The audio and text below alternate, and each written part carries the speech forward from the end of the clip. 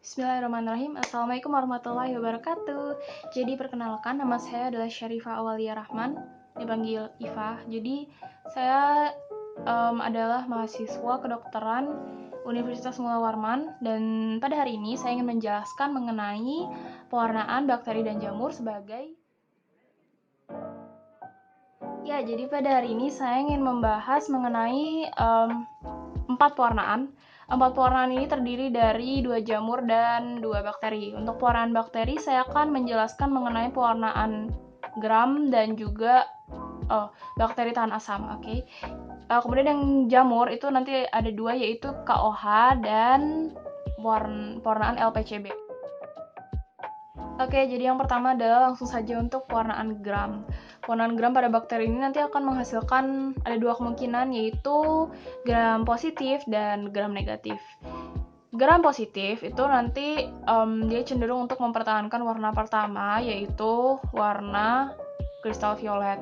Jika positif, cenderung akan mempertahankan warna kedua, yaitu safranin. Maksudnya ketika dia sudah diberi pewarna pertama, dia nanti akan hilang warnanya ketika dekolorisasi. Nanti dia akan hilang, tapi cenderung akan mempertahankan warna kedua.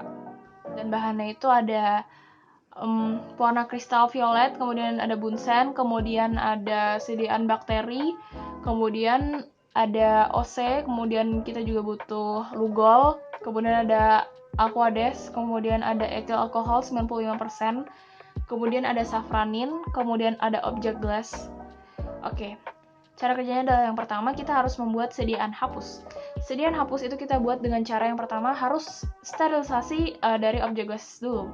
Dimasukkan ke dalam alkohol, kemudian dikeringkan terlebih dahulu. Kemudian yang ketiga itu langsung saja dengan OC, menggunakan bantuan OC.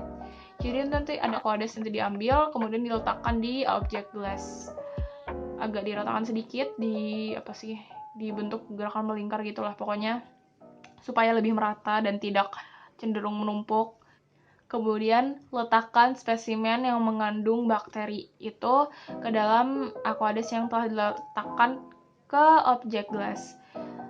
Oke, kemudian setelah dikeringkan kita lakukan pewarnaan. Dimulai dengan kristal violet. Jadi kita genangi objek gas itu menggunakan pewarna kristal violet dan kita tunggu selama 1 menit, kemudian kita bilas. Ya, setelah kita bilas, kita genangi dengan lugol dan kita diamkan selama 1 menit, kemudian kita bilas lagi. Jadi, selanjutnya kita akan lakukan dekolorisasi sampai tidak ada warna yang luntur. Dan ini biasa dilakukan selama 10-20 menit. Oh ya, dekolorisasi ini menggunakan alkohol 95%. Nanti genangi lagi dengan safranin, tunggu sampai 1 menit, kemudian bilas lagi. Setelah itu, setelah semua pewarnaan itu selesai, nanti dikering.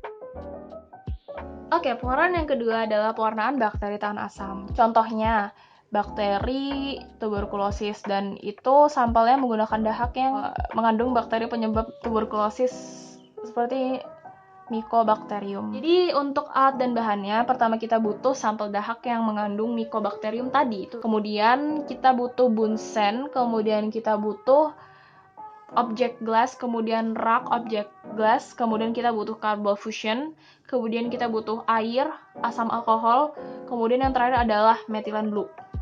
Oke, jadi cara kerjanya adalah yang pertama kita sediakan hapusan dahak, kemudian kita taruh sampelnya itu di objek gas tersebut, kemudian ya agak diratakan sedikit lah, kemudian setelah itu kita panaskan untuk memastikan bakteri-bakteri yang ada itu terbunuh. Oke. Kemudian yang kedua adalah kita letakkan objek gas itu di rak objek gas.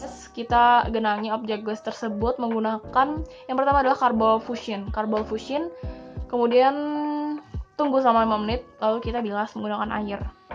Selanjutnya setelah carbon fusion kita genangi objek glass dengan larutan asam alkohol selama 2 menit. Selama 2 menit ini kemudian bilas lagi. Kemudian yang terakhir kita genangi objek glass menggunakan metilen blue selama 1-2 menit. Kemudian bilas menggunakan air, kemudian yang terakhir adalah dikeringkan. Oke, jadi tadi itu adalah pewarnaan dari BTA atau bakteri tahan asam. Kemudian langsung saja ke pewarnaan jamur. Oke, jadi untuk pewarnaan jamur, yang pertama saya akan membahas mengenai pewarnaan dari KOH. Pewarnaan KOH ini maksudnya adalah pewarnaan potassium hydroxide, nanti menggunakan larutan KOH 20% ya. Jadi, alat dan bahan yang dibutuhkan itu adalah object glass, yang ini menggunakan cover glass juga. Selain object glass, nanti ada cover glass. Kemudian kita butuh 20% larutan KOH tadi. Selanjutnya kita butuh kasa, ini opsional juga sebenarnya. Kemudian ada mikroskop, nanti untuk proses pengujian ya. Kemudian kita butuh spesimen yang mengandung jamur. Itu nanti tergantung pada sampel yang digunakan. Tapi saya kasih contoh, ini kita bisa menggunakan untuk pewarnaan KOH ini sampelnya berupa sampel kerikan kulit. Saja cara kerjanya. Jadi kita yang pertama adalah cara kerjanya seperti biasa, kita sterilkan terlebih dahulu objek glassnya, kemudian setelah itu nanti kita tempatkan spesimen pada objek glass yang telah bersih. Kemudian setelah itu spesimen itu nanti ditetesin dengan 1 tetes 20% KOH. Kemudian kita tempatkan cover glass di atas spesimen yang sudah ditetesi oleh 20% KOH tersebut. Jadi kita taruh cover glassnya pelan-pelan, kemudian tekan secara pelan-pelan untuk menghindari adanya gelembung udara. Kemudian nanti jika ada larutan yang berlebih pada cover glass, kan biasanya kalau kita ada cairan terus kita timpa pakai cover glass itu, nanti kan ada kayak cairan yang keluar dari area cover glassnya itu. Nah, itu bisa kita lap menggunakan kasa yang tadi itu.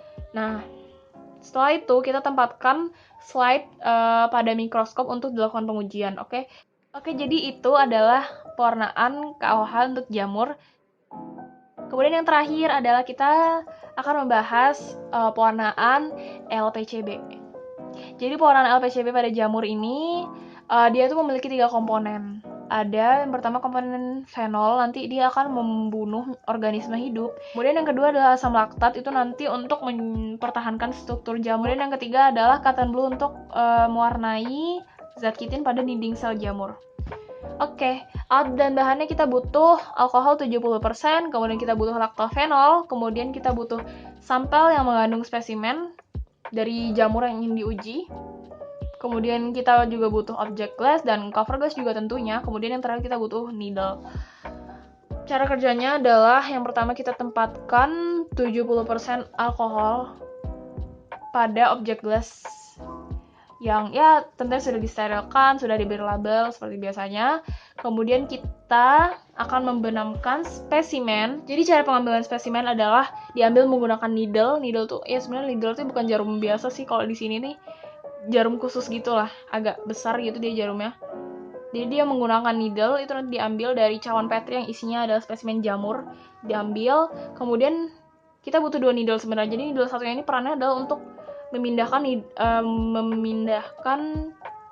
jamur itu dari yang ada di needle ke object glass. Jadi kita pindahkan. Kemudian oh ya jangan lupa needle-nya itu harus steril terlebih dahulu. Kemudian kita tambahkan 1-2 tetes laktofenol itu sebelum alkoholnya mengering ya.